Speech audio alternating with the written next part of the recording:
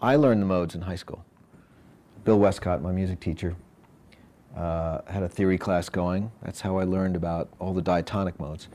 And it was impressed upon me that I might want to develop my own opinion about each one of the modes. So how do you do that? You write them out, you memorize the spaces between the notes, the intervals, you try to sing them, you try to memorize them so that when they're coming at you from some other source, some other player, that you can say, hey, that's Lydian dominant, that's major, that's Aeolian, I recognize that. And then the other part is, if you're a player, well then you might want to memorize where those things are in different keys. So I started with pedal point exercises.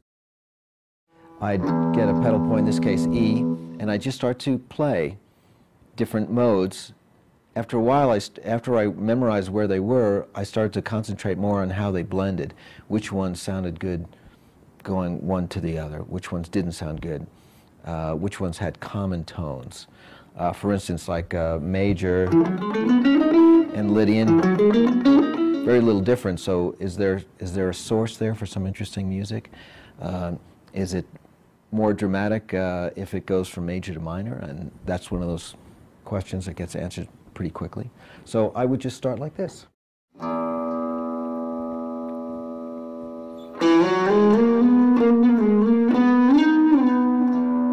I'm starting with Lydian. You can think of it as a major scale with a raised fourth. Then go to Dorian maybe.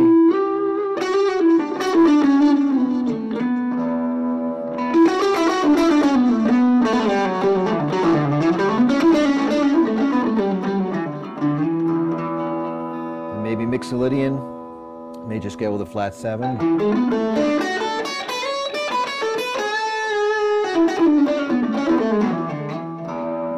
Maybe Aeolian dominant.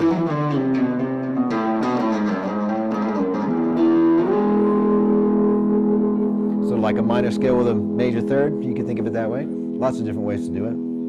Might go regular minor.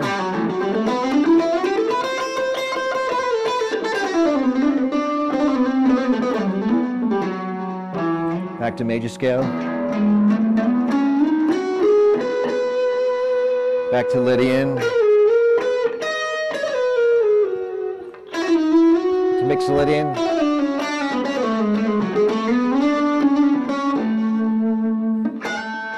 To Lydian.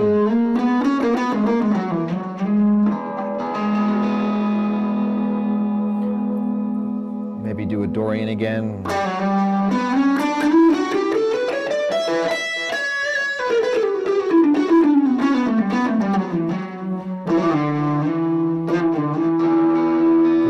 Phrygian dominant.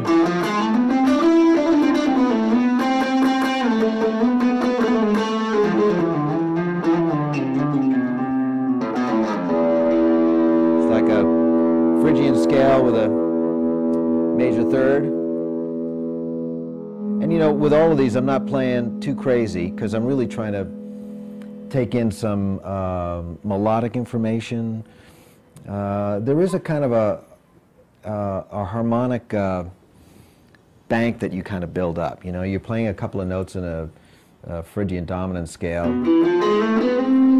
There's a tension there, you know, because I'm ending on a minor 6, so there's waiting for some sort of resolution to happen. And so I'm almost thinking chordally in a little bit of a way, you know. And that's probably where a lot of the work goes in with modes, besides just learning them in 2 and 3 octaves in every key. Eventually you'd want to think, well, what's a Lydian progression? What's a Phrygian dominant progression? So you have to look at the scale. You've got to see what kind of triads get built off of each note in that scale, and then what kind of 2s and 4s and 6s and 7s are available to those chords as well. And eventually you can start to relate to the modes not only as just scales, but as keys, and then eventually they almost become emotional themes, really, because that's, you know, after you get past the musical part, it's more like the emotional impact that the audience receives. They're not thinking intervals, you know, they're feeling the music. There is a kind of psychology of music, let's say, that gets exercised here. Major scale is going to present a brighter, happier sound, right? So you would use that not to project sadness in general, let's say, right? And you would use a minor scale to do just the opposite of that. That's sort of like the conventional wisdom. Of course, we like to play with that a little bit and see if we can play against type there, I think. There are some scales that do that, like the Phrygian dominant. I mean, it's got the happy, but it's also got the sad and the disturbing and a little bit of tension.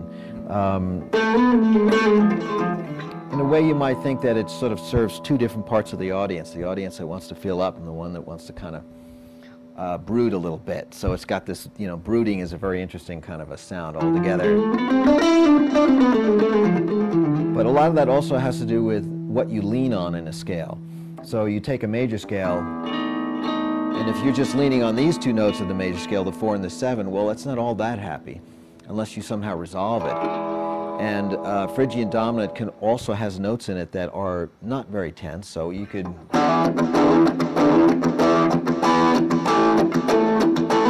not particularly tense there, because I'm not using those notes that bring out that tension that are part of the Phrygian dominant scale. But you could take a simple riff like this, let's say. It's got a minor 7th and a regular 4 and a 5. But what happens if that was Lydianized? So I'd have to go.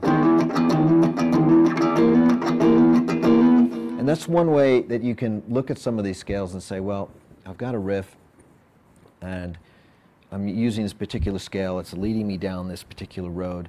What if I want some sort of a reverse image of this riff, harmonically or emotionally? And that might be the thing to do, where if you've got this sort of, let's say you started with Lydian, you've got a melody that's,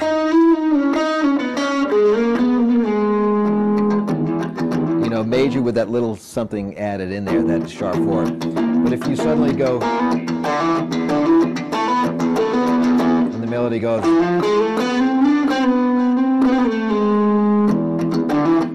you've kind of taken your same riff, the same emotional message, but you've sort of tweaked it a little bit just by saying, well, if I've got a riff that's using 1s and 7s and 4s and 5s, what kinds of 7s and 4s am I using here? And just by switching them to major or minor or augmented or straight up, you know, you get sort of a different flavor out of it, and that might suggest to you a different way to improvise. On a more simpler note, when I was doing Always With Me, Always With You,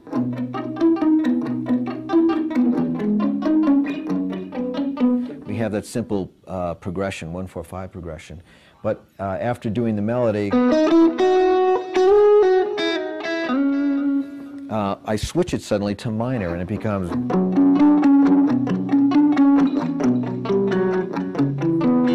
And I don't resolve the 5 chord either. So this is a typical way of keeping the message of the song going in the same direction, but we're just taking a left turn on how we explain, let's say, the whole story behind it. We give a different view.